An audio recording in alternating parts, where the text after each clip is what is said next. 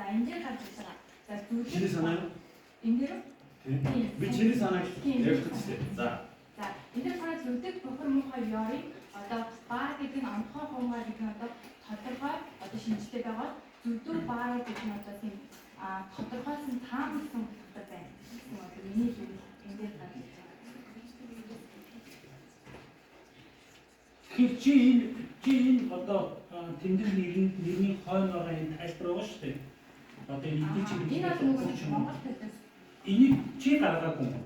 Чи болохоор энэ одоо тайлбар дээр үг зүгээд байгаа мó эсвэл үгэн дээр нь чи тайлбар зүгээд байгаа мó? яг энэ өгнүүдээ одоо ингэ тайлбарын мэдээлэл би өөрөө гаргахгүй Монгол гэсэн одоо тийм тайлбар төлөөс гаргаж ирээд эдгээр хооронд нь харьцуулаад за ер нь зүдүү баар гэдэг нь ийм утгатай байгаа юм чинь тодорхой утгатай биш барагцаасан тойрон утгатай байгаа юм байна. Зүдэг баар гэдэг нь тодорхой утгатай байгаа маа гэсэн утгыг одоо би гаргаж ирж байгаа.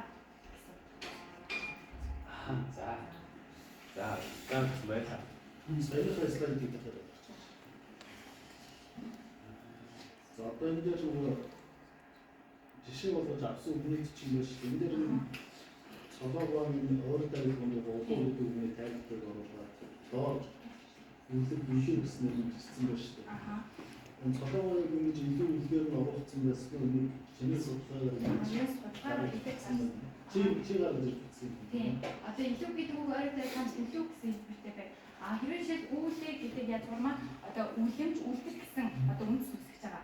Тиймд одоо илүү үлэг хоёр нь одоо төсөв дагавар бүхий үг байна гэдэг нь одоо би гаргаж ирсэн. Харин илүү гэсэн хэлбэртэй байна гэдэг нь одоо тэр ойртой айлгууны төл бичээс хасаа гэж байна. Тэгэхээр чи энэ саяны жишээ болгож оруулж байгаа үндэс өмнөх судлаачдын жишээ болгож татсан байгаа үндэс хичнээн ойролцоогоор хичнээн үеийнгээр нэмж баяжуулж жишээ болж татав. Энэ болохоор эдгээр хоёр докторийн Монгол хэлний төсөөлт үг гэсэн одоо 2005 оны гарсан номноос нь арийнхын одоо өгнүүдээс нь одоо төсөөлт авах бүхий ямар ч өгнүүд байна, аль өгнүүдийн жишээ авч яваад одоо энэ дүнгийн хүрх болохоор байна гэдгээс бодож байгаа.